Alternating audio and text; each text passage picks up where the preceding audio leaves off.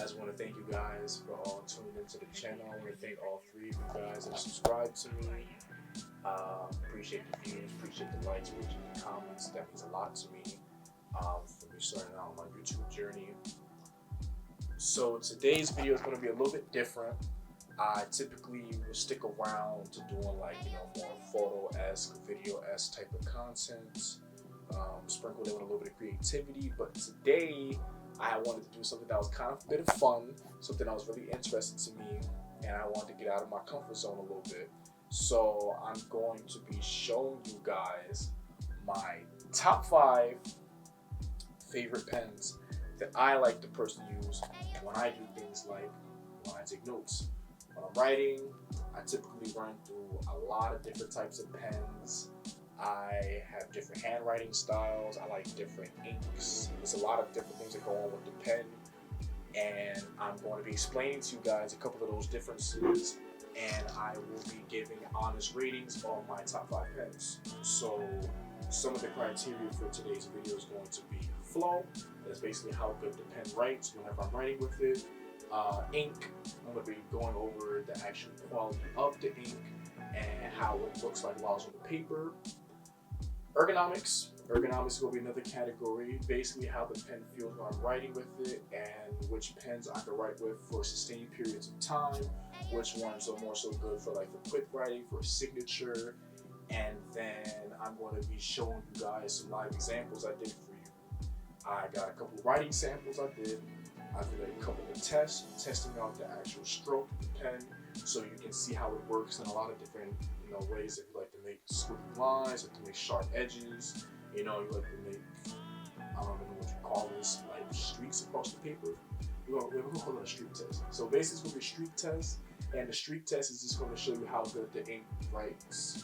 Well, not ink, how good the pen writes under certain circumstances. So we're going to get right into it. Pen number 5, we're going with the BIC Cristal. This tried and true pen is an absolute classic, and there was no way I was making the top 5 in this pen out being the starting lineup. So for my criteria, once again, it's going to be flow, ergonomics, ink, and style.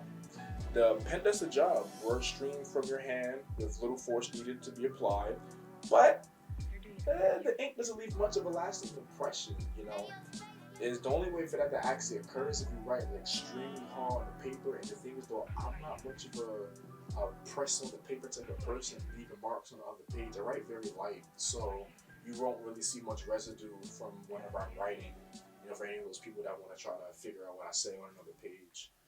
And ergonomically speaking, my hand doesn't cramp up when I'm writing with it, but it's not necessarily the most comfortable with me. So, now for ratings. Flow, give it a 7 out of 10. Ergonomics, let's give it a 6 out of 10. Ink, we'll give it a 6 out of 10. And as for style, we're shooting for a 3 out of 10 on the style. It's not really the most appealing pen to me, so that's why it's kind of down there. But it made the top 5, so moving on. Alright, now at number 4 on my list, we have the TRU RED Ballpoint Pen in blue specifically.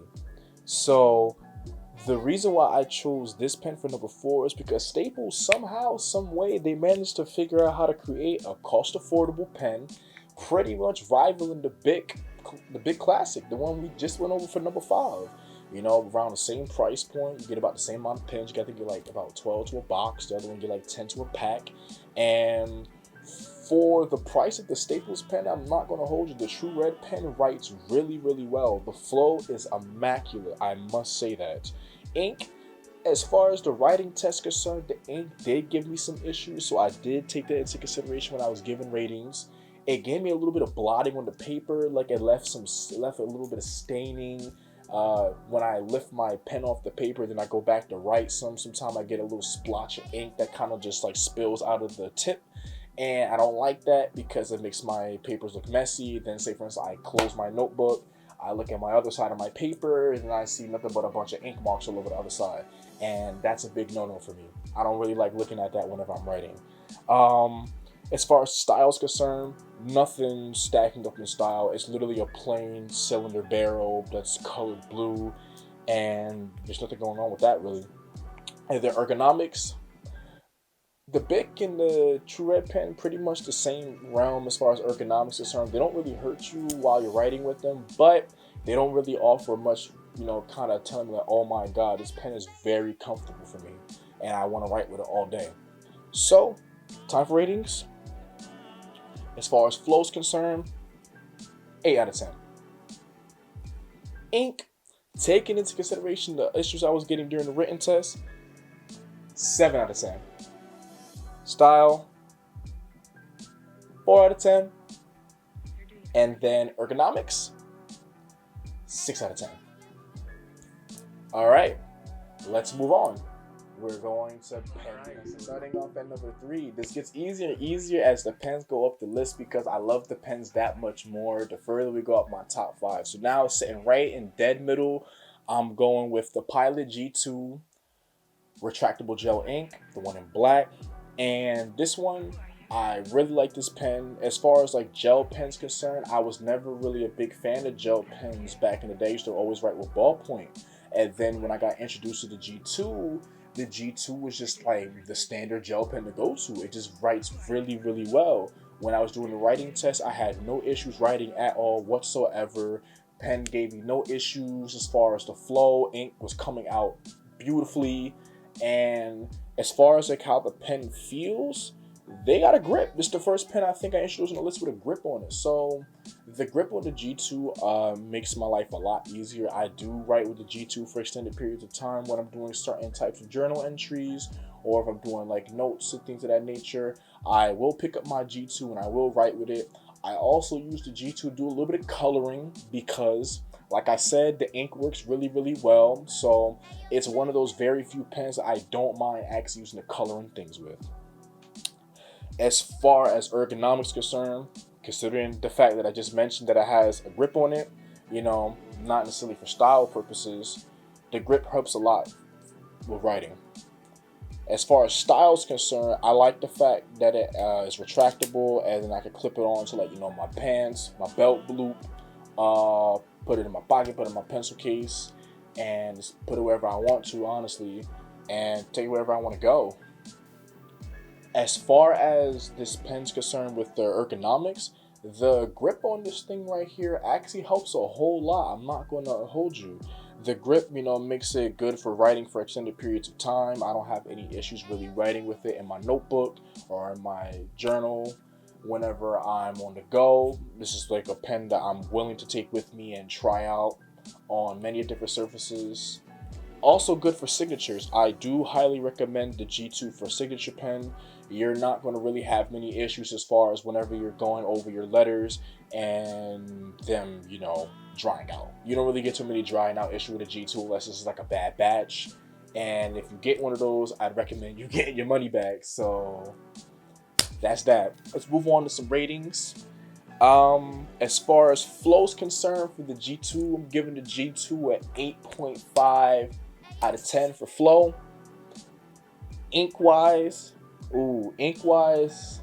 gotta go with an 8.5 out of 10. Solid pen. 8.5 out of 10. Style, still not really doing anything from the style department for the most part, but it's a step above the other pens so far. So we're gonna give this for style, we're gonna give it a 6 out of 10. And last but not least, for ergonomics concern, the G2's kind of up there for ergonomics. We're gonna give the G2 8 out of 10 for ergonomics because of the grip. Now we move on to the runner-up. Number 2 on my list really snuck up there. I just started using this pen maybe about a month ago. I was never a fan of the company, was never a fan of the brand. But considering I work at a job that has a lot of stationery items in the store, I took a shot at it. I bought a pack, cost me, my whole paycheck, a measly $9 for this set of pens. And when I tell you that this pen is absolutely grown on me. This pen has literally grown on me. I literally got about 3 packs and they're all just sitting in my pencil cup right now. I thoroughly enjoy this pen and it's made my life so much easier when I'm at work. You know, when I'm writing things down, I gotta take a quick note. When I'm taking the customer's order and I just wanna make sure I get it in and out and just write it real quick, I go with the Uniball Vision Rollerball Pen. And this one I believe has the micro point. This is the 0.5 tip if I'm not mistaken. I got a 0.7 tip, I got a 0.5 tip for this one, so I'm not really too sure. The written test will really tell you which one that I used for it. And getting into the actual specifics of the pen, I'm not going to go in any order for this one, but the Uniball design of the pen itself, I really like the design. The style of the pen is really beautiful. I like the barrel, I like the color scheme, I like the engraving that Uniball has on the actual pen clip itself, and it just overall, like, the pen itself just looks beautiful. Like, I feel as though, you know, if you work in an office setting, you know, you CEO level, you can get away with this as a CEO pen, but, you know, we pretty much prefer Mont Blanc, but, you know, we looking in the near future for one of those, and we get one of those pretty soon, hopefully.